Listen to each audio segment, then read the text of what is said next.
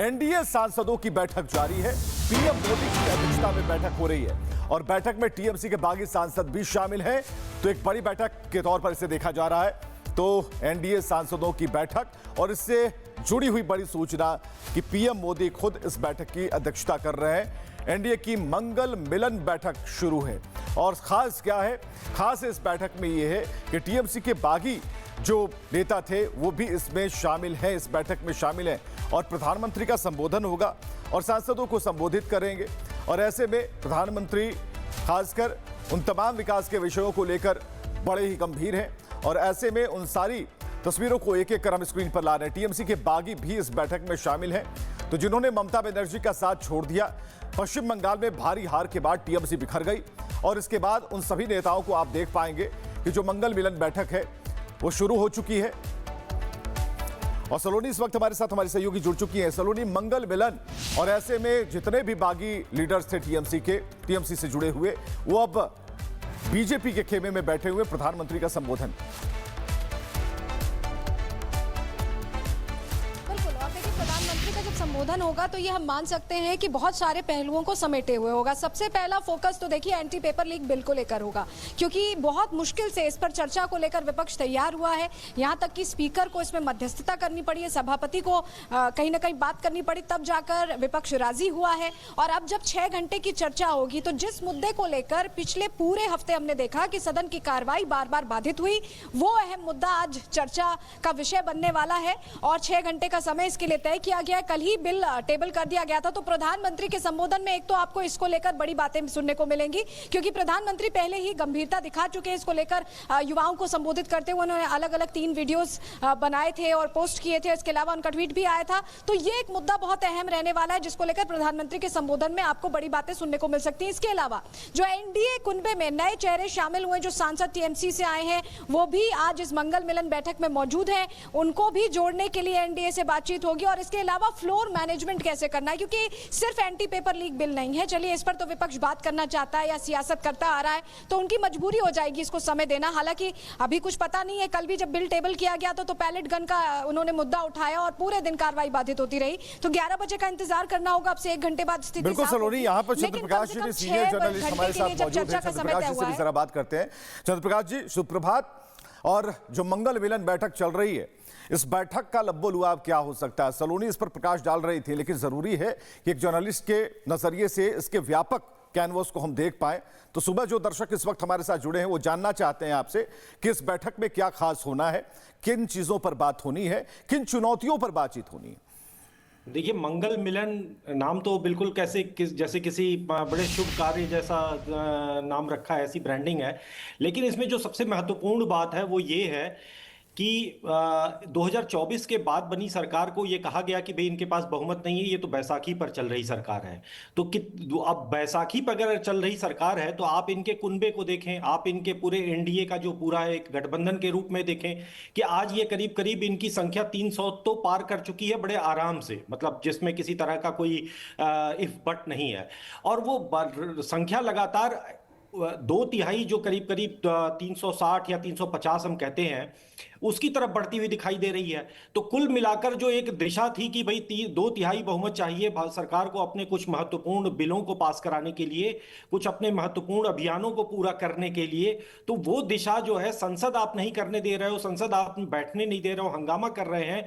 तो कम से कम एक एनडीए की बैठक ये दिखा रही है कि देखिए ये हमारी स्ट्रेंथ है, हमारे बीच में कोई टकराव नहीं है। आप तो एक पेपर बिल पर भी एक साथ नहीं जुट पाए। समाजवादी पार्टी किसी और जा रही है, आम आदमी पार्टी किसी और दिशा में जा रही है और राहुल गांधी तो किसी और दिशा में जा ही रहे हैं। बिल्कुल। तो कुल ये एकता की बात है कि भाई एक विपक्ष बिखरा हुआ और एकजुट सरकार। तो वो संदेश पूरे देश के सामने है कि ठीक है, विवाद है, समस्याएं हैं, मुद्दे हैं, लेकिन सत्ता पक्ष एक मजबूती के साथ खड़ा हुआ है। वो उसके पास समस्याओं का एक हल है, उसके पास समस्याओं का बिल्कुल, सरकार के पास बहुत सारी चीजें हैं, चुनौतियां भी हैं और अपने उन सांसदों को देखना है, समझाना है, उनसे बात करनी है, कनेक्ट करना है। सलोनी इस वक्त हमारे साथ है। सलोनी, मंगलवार का दिन है, मंगल भवन अमंगल हारी, तो जितने भी अमंगल हैं प्रभु हर लीजिए। और जो दृष्टि है, खासकर जो बहके हुए लोग हैं, जो डिरेल हो चुके हैं, उन्हें भी सद्बुद्धि दीजिए। बीजेपी ने एक बड़ा कुनबा इसीलिए शायद बिठाया है।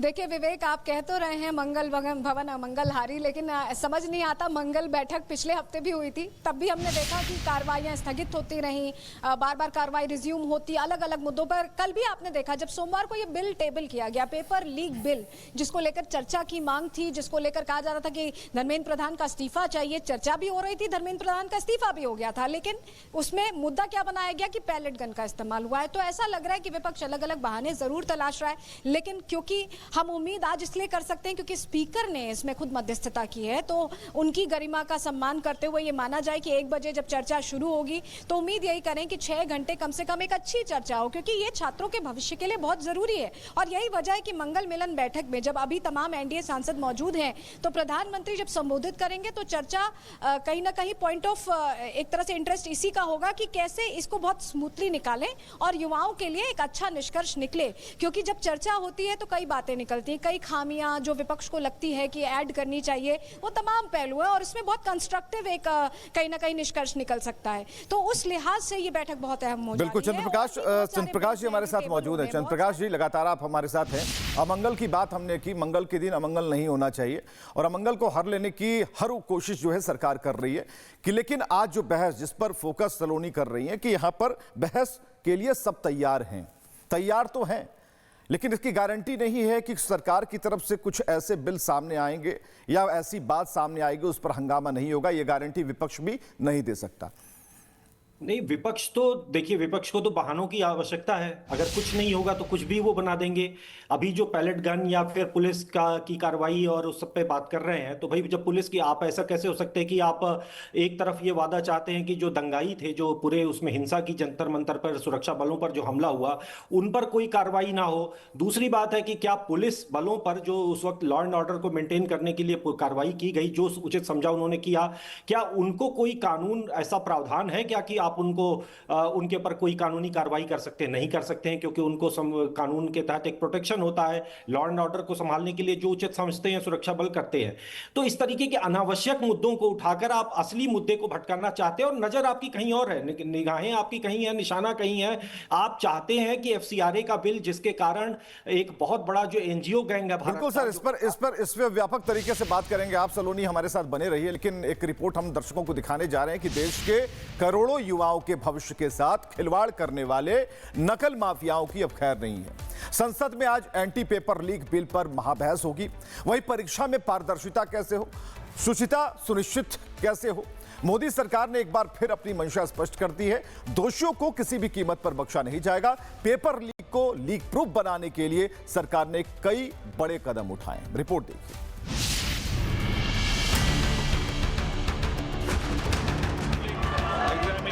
Bracket prevention of unfair means amendment bill 2026, जो सदस्य इसके पर नहा गए। युवाओं के अरमानों से खिलवाड़ करने वाले अब बचेंगे नहीं। संसद के गलियारों से देश के भविष्य के लिए लिखी जा रही है एक नई इबारत। मोदी सरकार की अटूट राजनीतिक इच्छा शक्ति और कड़े कानूनों के आगे अब नकल माफियाओं का साम्राज्य ढहना तय है, क्योंकि सोमवार को पेपर लीक की रोकथाम से जुड़ा बिल संसद में पेश किया गया। इस बिल का नाम पब्लिक एग्जामिनेशन संशोधन बिल 2026 है। The Public Examinations (Bracket) Prevention of Unfair Means Amendment Bill 2026 to amend the Public Examination Prevention of Unfair Means Bill 2024। इस नए कानून पर आज संसद में महाचर्चा होनी है। जानकारी के मुताबिक दोपहर 12 बजे इस बिल पर चर्चा शुरू होगी। इस महाचर्चा के लिए 6 घंटे का समय निर्धारित किया गया है। सरकार का कहना है कि ईमानदारी से तैयारी करने वाले छात्रों का भविष्य सुरक्षित रखने के लिए कानून को और मजबूत बनाया जा रहा है। नए कानून में कई ऐसे प्रावधान जोड़े गए हैं जो इस कानून को और भी सख्त बनाएंगे। जानकारी के मुताबिक नए संशोधन एंटी पेपर लीक बिल में कड़ी सजा का प्रावधान किया गया है। परीक्षा में गड़बड़ी या पेपर लीक मामलों में व्यक्तिगत लिप्तता पर सजा को बढ़ाकर 10 साल तक की कैद और 50 लाख रुपए तक का जुर्माना तय किया गया है।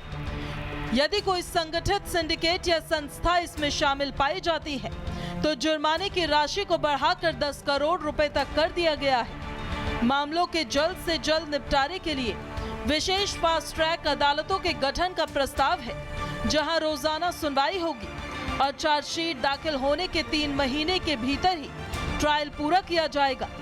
साथ ही जांच की समय सीमा 2 महीने तय की गई है। इसके अलावा नए कानून में 15 तरह के अपराध स्पष्ट किए गए हैं, जैसे पेपर लीक, OMR शीट से छेड़छाड़, फर्जी वेबसाइट, फर्जी एडमिट कार्ड आदि। आपको बता दें कि पेपर लीक मुद्दे पर प्रदर्शन के बाद पीएम मोदी एक्शन मोड में नजर आ रहे हैं। उन्होंने खुद इसकी कमान ली है। पीएम मोदी पेपर लीक के मामले पर लगातार युवाओं से संवाद कर रहे हैं। उन्होंने पहली बार 23 जुलाई को वीडियो जारी कर पेपर लीक रोकने के लिए नया कानून लाने की बात कही थी। फिर 24 जुलाई को जेनजी को सपोर्ट के लिए थैंक यू कहा। फिर 26 जुलाई को उन्होंने हाई पावर टास्क फोर्स के गठन की बात कही। अपने तीसरे वीडियो संदेश में पीएम मोदी ने हाई पावर टास्क फोर्स के गठन का ऐलान किया। हमारी परीक्षा पद्धति में सबसे ज्यादा टेक्नोलॉजी का उपयोग हो, इन सारी बातों को ध्यान में रखते हुए विश्व प्रसिद्ध टेक्नोलॉजी एक्सपर्ट श्रीमान नंदन नीलेकनी जी के नेतृत्व में एक हाई पावर टास्क फोर्स बनाने का निर्णय किया है, जो एग्जामिनेशन रिफॉर्म की तरफ फोकस करेगा और जल्द से जल्द आने वाली परीक्षाओं की विश्वसनीयता को सुनिश्चित करने का काम इसके रिपोर्ट के आधार पर कर दिया जाएगा। मोदी सरकार की ओर से पेश ये संशोधित बिल इस बात का स्पष्ट संदेश है कि देश के युवाओं की मेहनत और प्रतिभा के साथ खिलवाड़ करने वालों के लिए देश के कानून में अब कोई नरमी नहीं बरती जाएगी। आज सदन में होने वाली ये चर्चा देश के आगामी परीक्षा प्रणाली की दिशा तय करने में मील का पत्थर साबित होगी। Bureau report, Republic Bharat.